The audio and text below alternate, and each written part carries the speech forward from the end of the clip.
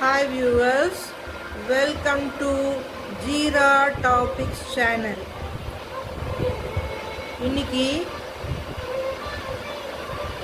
வாழைத்தண்டு கட்லட் எப்படி பண்ணுறதுன்னு சொல்லி காமிக்க போகிறேன்.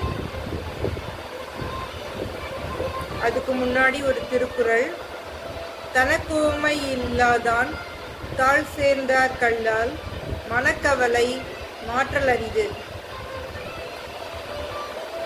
தனக்கு ஈடு இணையில்லாத இறைவனின் திருமலரடி சேர்ந்தவர்களுக்கு அல்லாது சேராதவர்களை மனக்கவலையை நீக்குவது அரிதான ஒன்றாகும் அப்படின்னு திருவள்ளுவர் கூறுகின்றார். வாங்க பார்க்கலாம். வாழைத்தண்டு கட்லட் எப்படி பண்ணுறதுன்னு பார்க்கலாம்.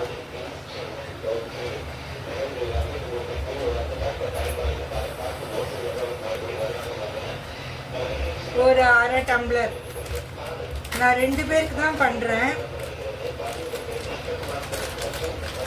நான் ஒரு அரை டம்ளர் கடலை மாவு எடுத்துட்டு இருக்கேன்.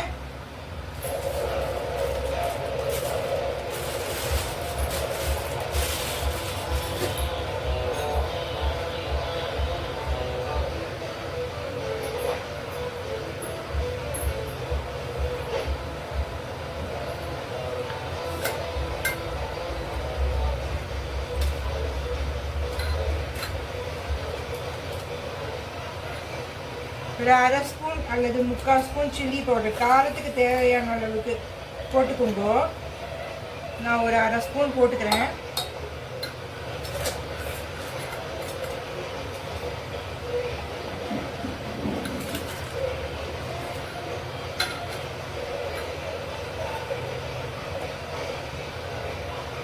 கால் ஸ்பூன் கரம் மசாலா பவுடர் போட்டுக்கிறேன்.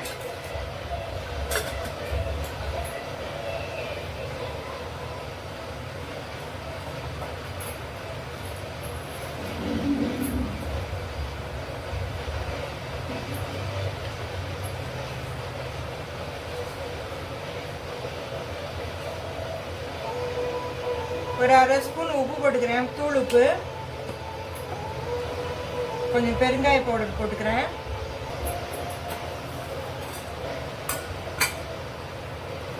ஏற்கனவே வாழைத்தண்டை சுத்தப்படுத்தி நார் எடுத்துட்டு க்ளீன் பண்ணி இப்படி மோரில் போட்டு வச்சுருக்கேன். அதையும் இதில் போட்டுக்கிறேன்.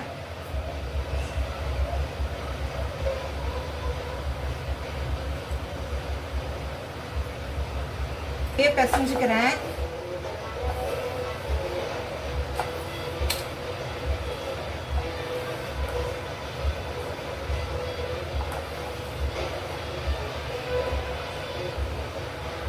இதை கலந்து விட்டுக்கிறேன். அப்படியே இந்த மாவு இந்த மசாலா எல்லாம் ஒன்று சேர ஆகட்டும்.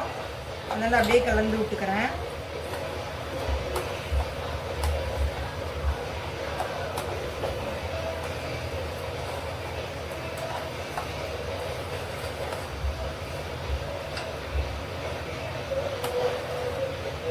வேணுங்கிறவா உருளைக்கிழங்கு மசிச்சு வேக வச்சு மசிச்சு கூட போட்டுக்கலாம், பிடிச்சவா. இப்போ சில பேருக்கு வந்து உருளைக்கிழங்கு சேர்த்துண்டா சுகர் கம்ப்ளைண்ட் இருக்கிறவா வந்து சேர்த்துக்க கூடாது. அவளுக்கும் வந்து சாப்பிடலாம். இதை வந்து இதே மாதிரி பண்ணி சாப்பிடலாம். நான் இன்னைக்கு உருளைக்கிழங்கு சேர்க்காம தான் பண்ணி காமிக்க போகிறேன்.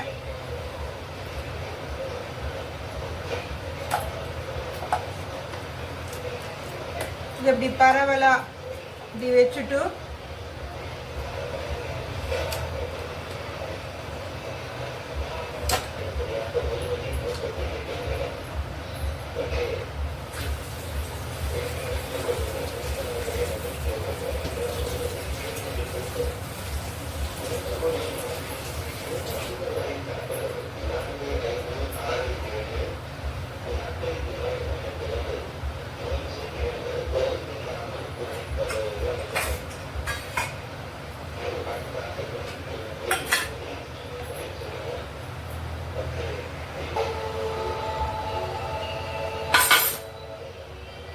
வச்சு ஸ்டவ் ஆன் பண்ணி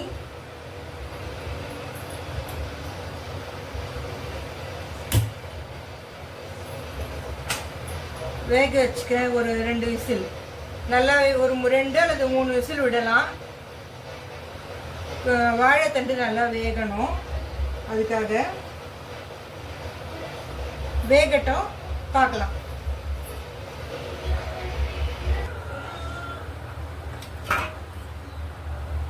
வாழைத்தண்டு இதை வேக வச்சுட்டேன். ஒரு 10 நிமிஷம் ஆயிடுத்து.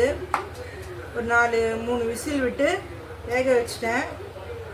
கார்ன்ஃப்ளவர் மாவு கரைச்சி வச்சுருக்கேன்.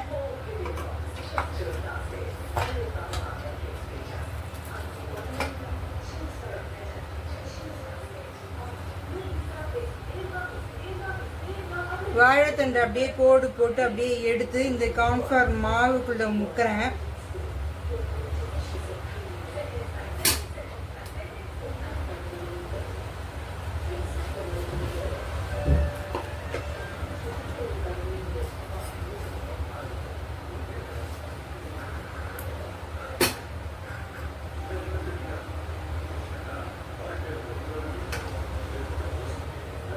கார்ன்ஃப்ளவர் மாவு வச்சுருக்கேன். இதில் அப்படியே பெரட்டிக்கிறேன்.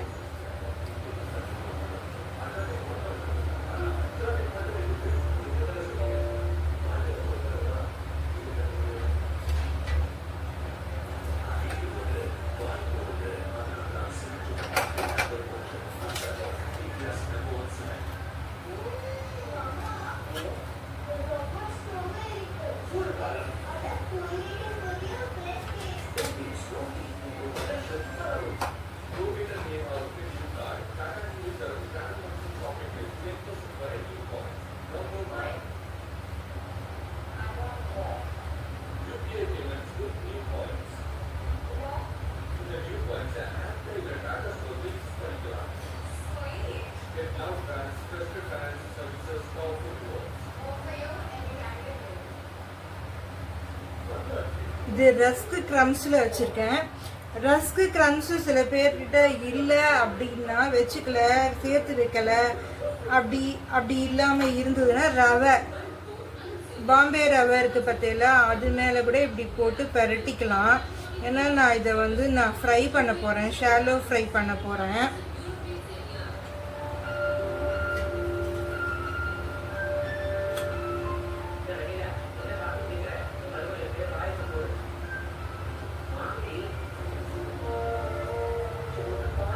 பாருங்க, இந்த மாதிரி பரட்டிக்கிறேன்.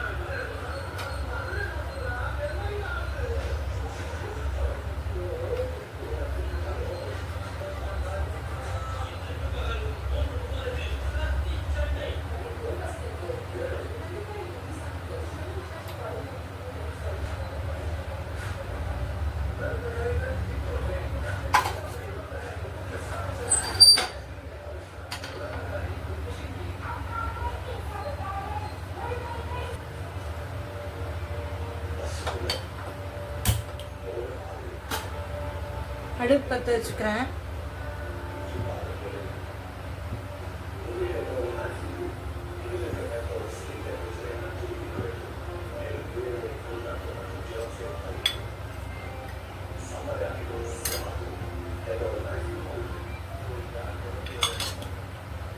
கொஞ்சம் எண்ணெய் விட்டுருக்கேன்.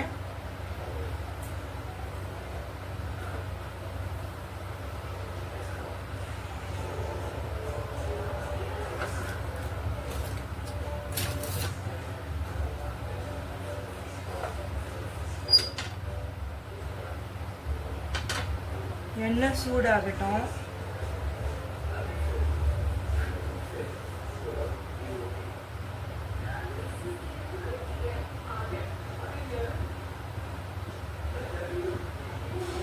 இந்த கட்லெட்டை இதில் போட்டுக்கிறேன்.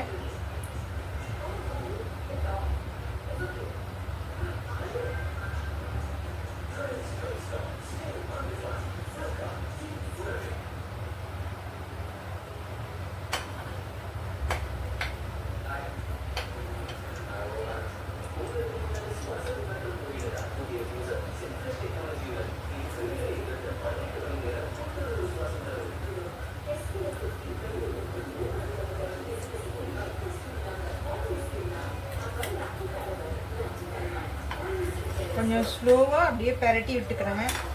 பொன்முருவலாக வந்த பிறகு பரட்டி விட்டுக்கிறேன்.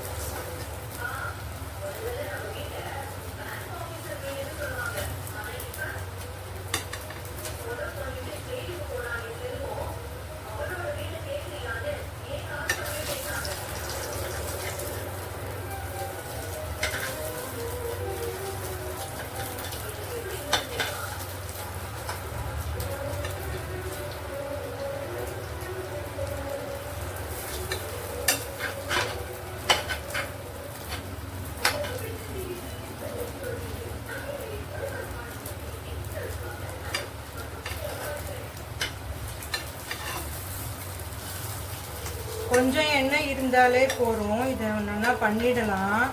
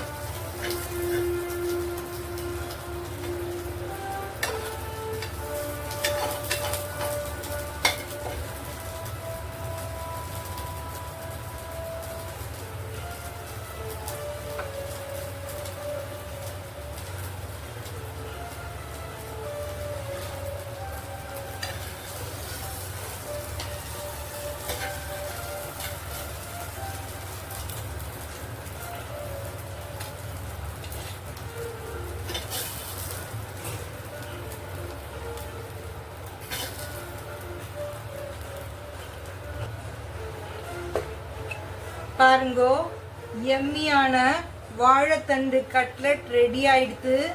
எல்லோரும் சாப்பிட்டு பார்த்து என் சேனலுக்கு சப்ஸ்கிரைப் பண்ணுங்கோ, லைக் பண்ணுங்கோ, ஷேர் பண்ணுங்கோ, கமெண்ட் பண்ணுங்கோ.